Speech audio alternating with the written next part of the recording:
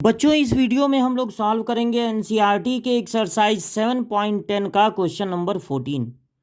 1 से लगाए 19 तक के क्वेश्चन के लिए इंस्ट्रक्शन है। By using the properties of definite integrals, definite integrals की जो प्रॉपर्टी हैं, जो इनके फार्मूले हैं डिफिनिट के, उनका यूज करके evaluate the integral in question 1 to 19। यानी इंटीग्रेशन करना है प्रॉपर्टी का यूज करके। तो क्वेश्चन मिला है cos पे पावर 5x और लिमिट है 0 से 2 पाई।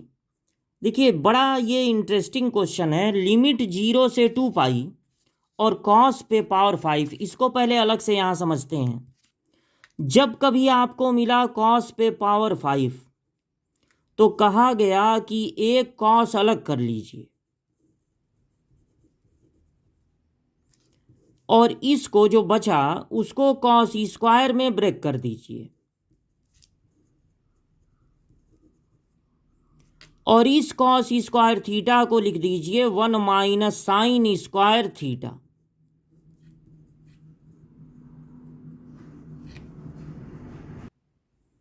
अब कहा गया कि साइन एक्स को आपको मान लेना चाहिए t, क्योंकि उसके डिफरेंशिएशन में आपको cos x मिल जाएगा।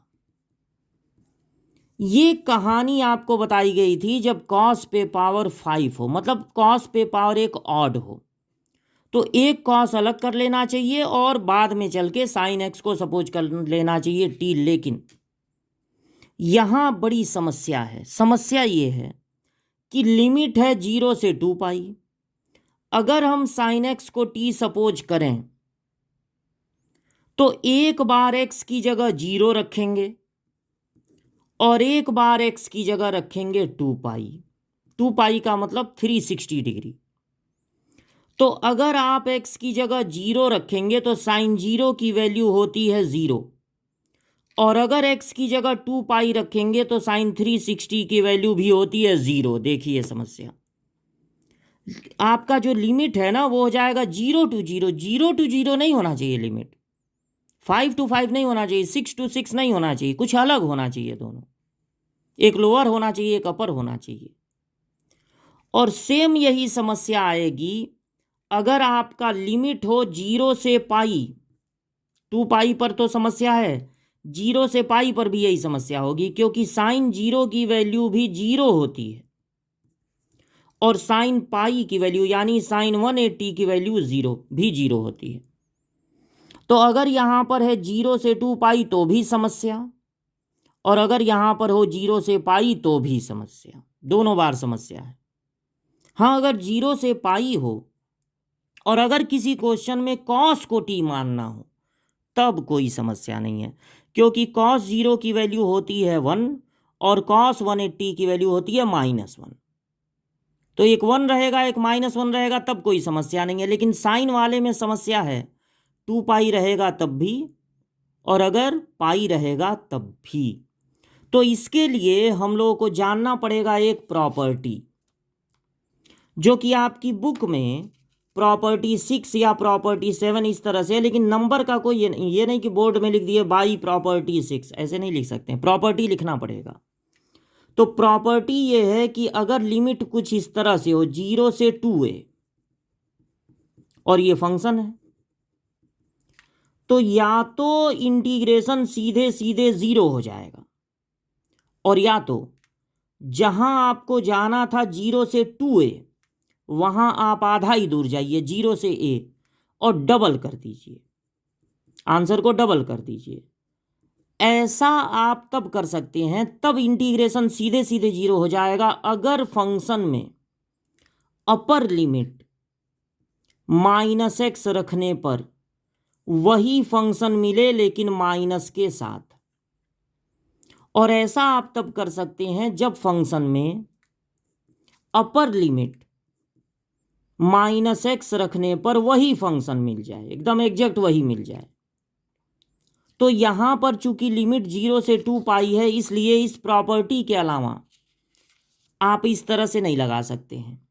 अगर लिमिट कुछ ऐसा होता कि जैसे साइन 0 की वैल्यू 0 होती है, अब यहाँ पर π/4 होता, साइन π/4 की वैल्यू 1/√2, तब ऐसे लगा सकते थे, लेकिन 0 से 2π पे नहीं लगा सकते, वहाँ पर आपको इस प्रॉपर्टी का ही यूज करना पड़ेगा।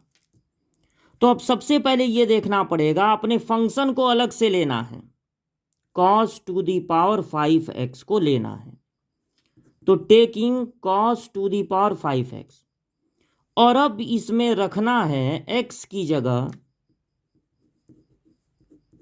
अपर लिमिट -x, तो आप x की जगह रखेंगे अपर लिमिट -x, तो अब देखिए क्या मिलता है, 2π होता है 360 को छोड़ देते हैं,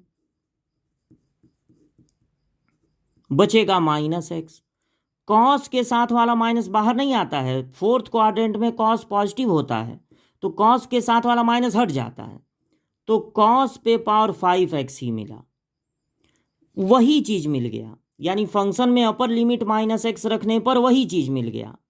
यानी आप 0 नहीं लिख सकते हैं, 2 का इसमें मल्टीप्लाई करके जहां 0 से 2π जाना था आधा ही दूर जाएंगे 0 से π, और फंक्शन है cos पे पावर 5x dx। फिर समस्या आ गई। देखिए अभी हमने आपको बताया था 0 से 2π पर तो समस्या है ही, लेकिन अब फिर इसको ऐसे नहीं लगा सकते हैं, क्योंकि 0 से π पर भी वही समस्या आएगी। तो एक बार फिर इसी प्रॉपर्टी को यहां पर लगाना पड़ेगा एक बार फिर। तो अब फिर cos पे पावर 5x लेंगे और पुटिंग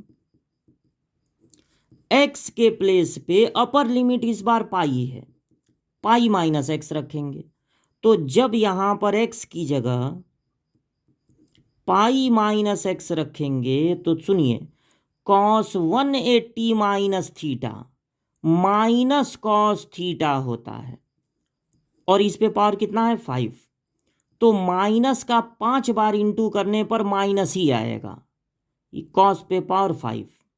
यानी कि इस बार ये वाला कंडीशन नहीं मिला, ये वाला मिला, जब हम अपर लिमिट -x रखे हैं, इस बार जब 0 से π हो गया तब अपर लिमिट -x रखे हैं, तो वही फंक्शन मिला है लेकिन माइनस के साथ। यानी अब ये वाली प्रॉपर्टी लगेगी ऊपर वाली, और सीधे सीधे इसका इंटीग्रेशन हो जाएगा 0, तो 2 तो रहेगा, और इसका इंटीग्रेशन इस प्रॉपर्टी से 0 हो जाएगा, और उस पर कोई लिमिट उमिट आपको नहीं लगानी है। सीधे देखिए इस पर कोई लिमिट नहीं लगाए, चाहे कोई भी हो, यहाँ पर नंबर सीधे सीधे 0 हो जाएगा, तो i = आ गया 0, यानी इस फंक्शन का इंटीग्रेशन 0 होगा।